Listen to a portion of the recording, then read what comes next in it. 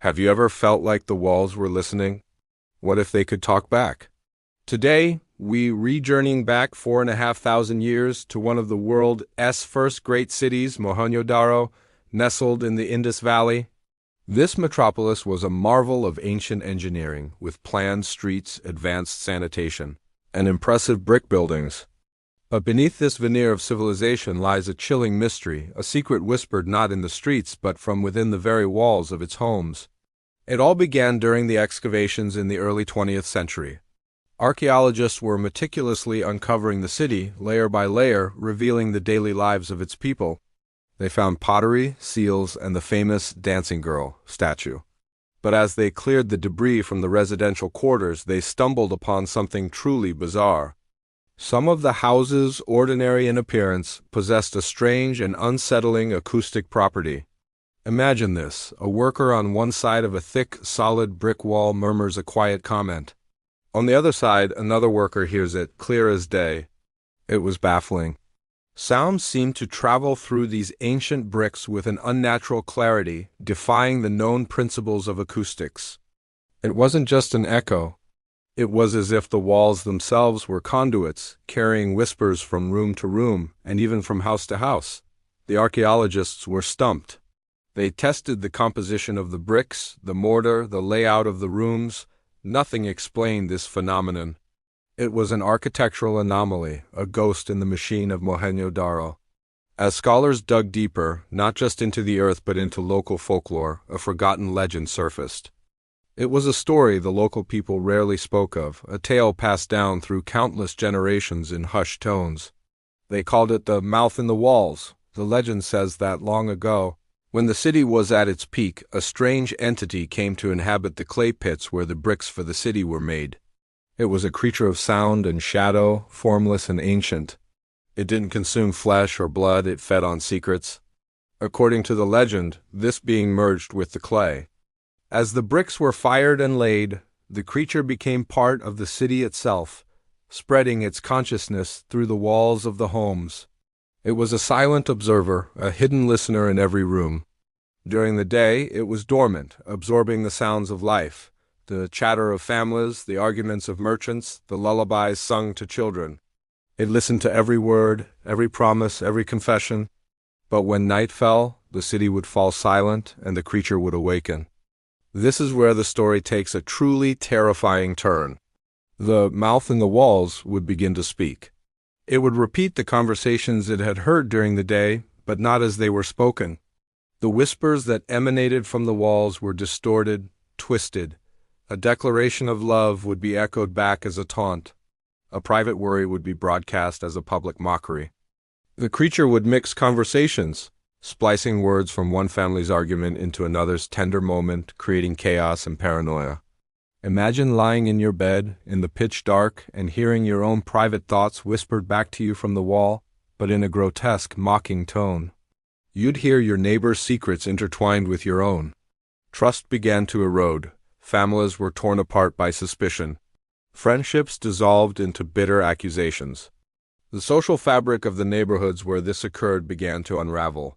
People became afraid to speak in their own homes, resorting to writing on slate tablets, constantly looking over their shoulders. Terrified of the silent listener in the bricks, the residents tried everything.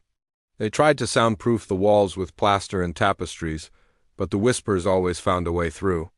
The sound wasn't just traveling through the air. It was resonating from the very core of the bricks. The psychological toll was immense.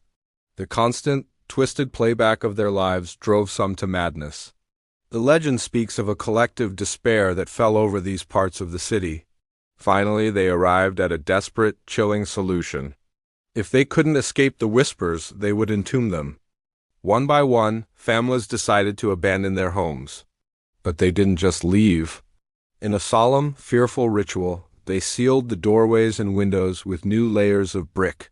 Permanently entombing the mouth in the walls, they walled them up from the outside, creating silent, windowless tombs in the middle of a bustling city. They believed that by cutting off the source of new sounds, the creature would starve and eventually fade away. This is where archaeology and legend collide in a truly unsettling way. Because during the excavations, archaeologists found several houses in Mohenjo-Daro with their doorways and windows completely and deliberately bricked up from the outside. There were no signs of structural collapse or any practical reason for this. It appeared as if the inhabitants had simply walked out one day and sealed the house shut behind them forever, leaving everything inside. These sealed houses are a genuine archaeological puzzle. Why would anyone do this? Conventional theories suggest ritual purposes or quarantine, but none fully explain the meticulous, permanent nature of the seals. Could the legend of the mouth in the walls hold the answer? Is it possible that what the archaeologists found was the physical evidence of this desperate act?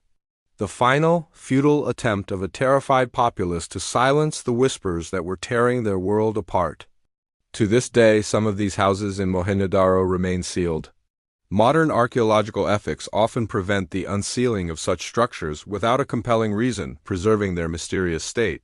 They stand as silent monuments, their secrets locked inside, so what was this acoustic anomaly?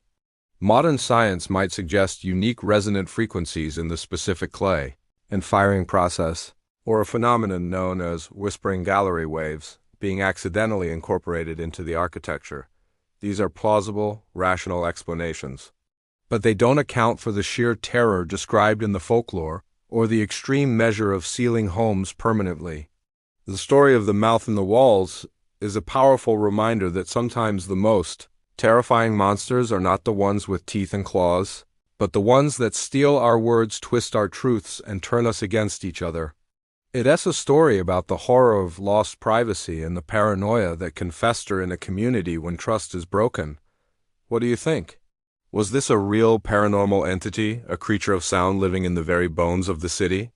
Or is it a cautionary tale, a myth created to explain a bizarre natural phenomenon and the social anxiety it caused? The truth, like the whispers themselves, may be forever trapped inside those sealed brick walls of Mohenjo-Daro. The next time you feel a chill in a quiet room, listen closely. You never know who or what might be listening. Thanks for joining me on this journey into the ancient and unknown.